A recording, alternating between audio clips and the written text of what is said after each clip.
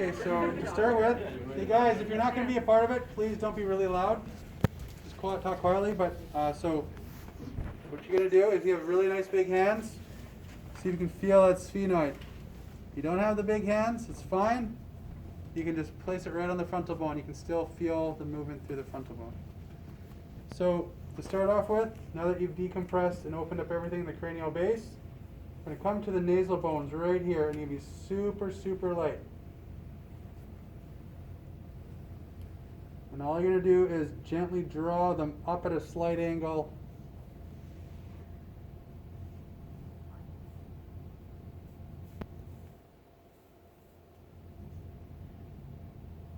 Just like let them follow your fingers out. There's no need to squish them any further. Just gently touch them and just create that space so they can follow your fingers out. It's like a magnetic field.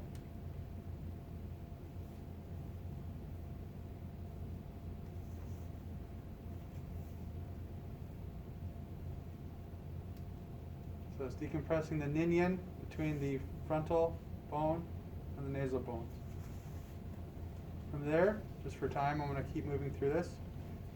I'm going to take the finger. You're going to come right up to the arch. And you might feel that there's like not a whole lot of space. Gently proceed in there and let it expand out. It'll create that space. And all you do is take this thumb on the outside and let it follow your thumb out with the inside finger gently encouraging it. Is that her lip? Like, just under the cheek? Yeah, just right under the No, cheekbone. yeah. Straight in the cheekbone. So it's lifting.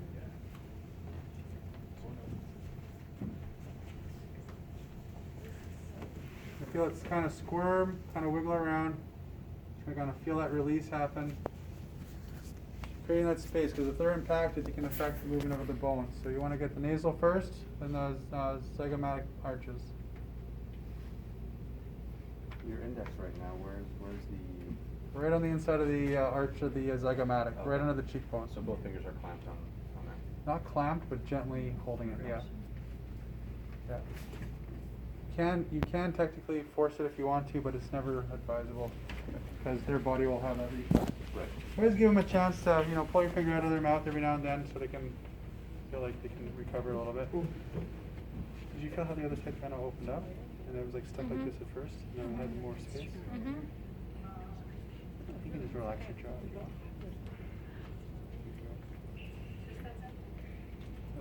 This is where you like talk to them like a dentist and ask them about their whole life story. So true. How are your investments doing? So you're gonna just let it follow your thumb out, and your index finger is just gently encouraging it, but it's not like pulling on it. You're just gently encouraging it. You're just trying to get it to follow your thumb. So let it open up, let it spread.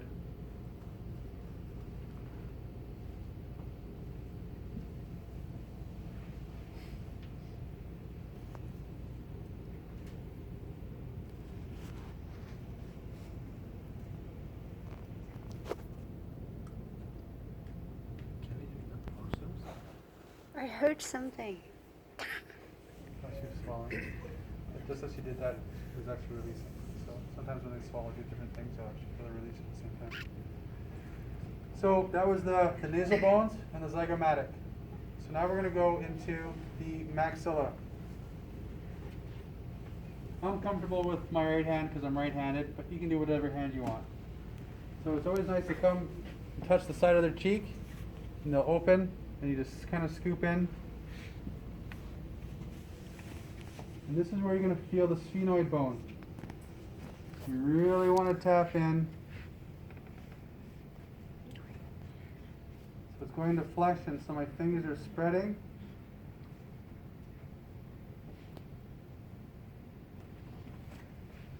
Now it's going into extension.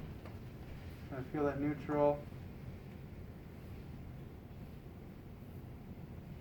It feels like it's gone further into extension. So I'm going to call this an extension lesion on the maxilla. I'm going to hold it there, leave it at as far end of its range. just going to let it go further into extension. A little bit further. Then I'm going to let it go.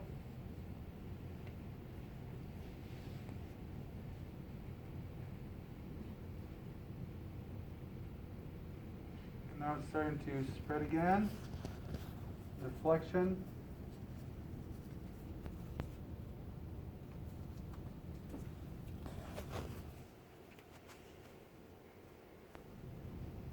And that's about the neutral point. I'm going to stop the movement there. Now I'm going to just put a shear on it. I'm going to just drag it to one side.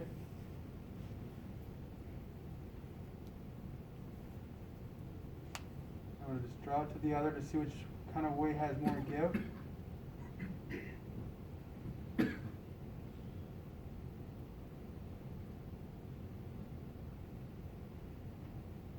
Bring it back to neutral. Now we're going to just torsion it. I'm kind of going through the motions a little bit quicker now. Normally, it'd be really considerate between each cycle to take your hand out of their mouth to let them kind of swallow and chew and move around.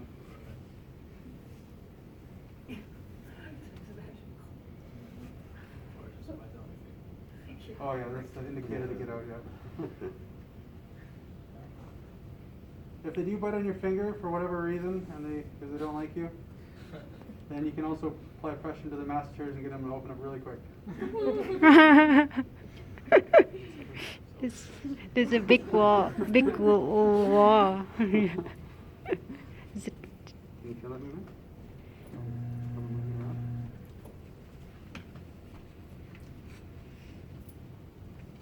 So now, it's a nice feeling on the teeth. You feel that flexion. Is it the lower teeth I'm on the maxilla, I'm on the upper teeth right now. or upper teeth? Yeah. And then so it's inflection. It's going back to neutral. Now I'm just going to draw up at an 85-degree angle, not 90, but just off of 90.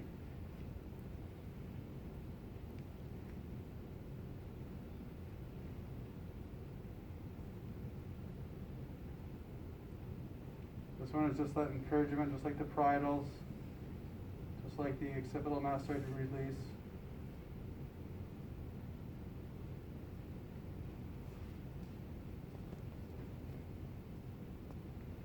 They're slowly starting to come now. What do you mean by 85?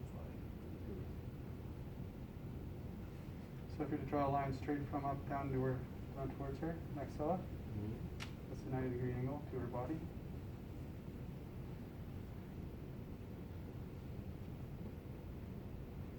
And you just go a little bit off that angle.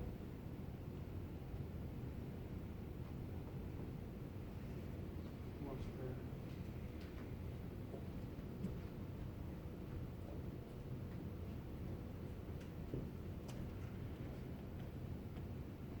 Is it similar to the ear pull where you sort of go until you feel restriction and then sort of let it sit and then when it's ready go?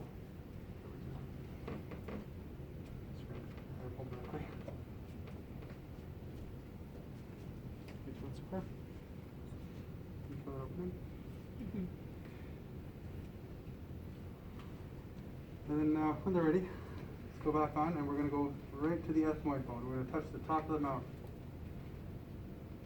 You're going to place your hand straight over the sphenoid again, or the frontal bone if you have small hands. You're going to just feel the length, so it's going to move opposite to each other. So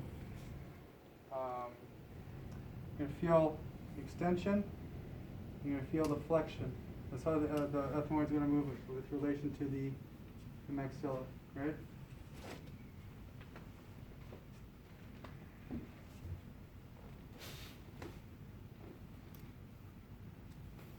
So inflection is moving forward.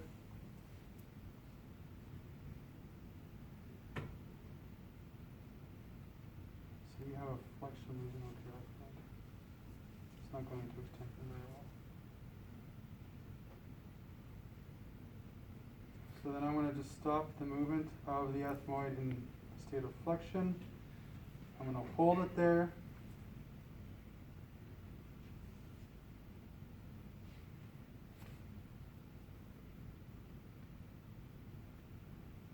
I felt it give a little more. And relax. Let it go back to its normal rhythm.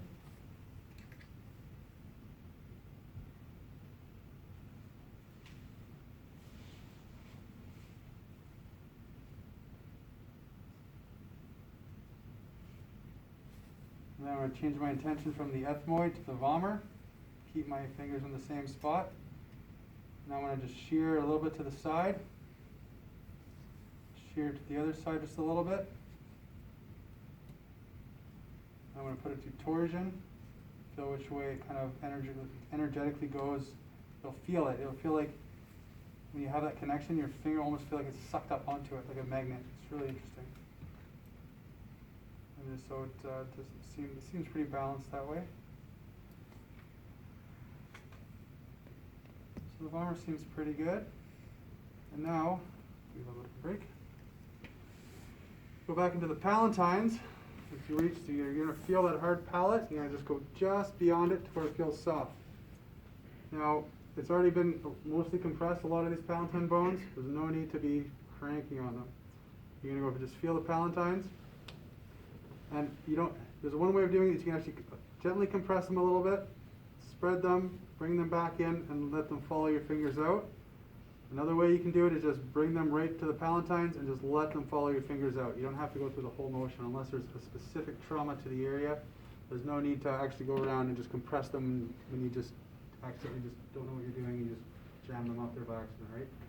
So unless there's a specific thing and you actually feel something that's stuck, then a palatine release up, spread, back and down. For the most part, just gently touch them and just let them draw, follow your fingers down. And you will feel them drop into your hands.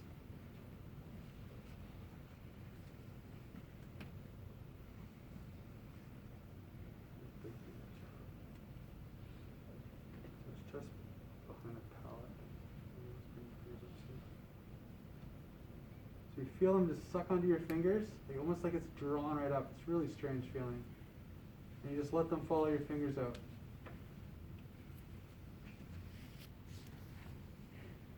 And then when you're done with this, nice CV4, sphenoid compression, decompression again.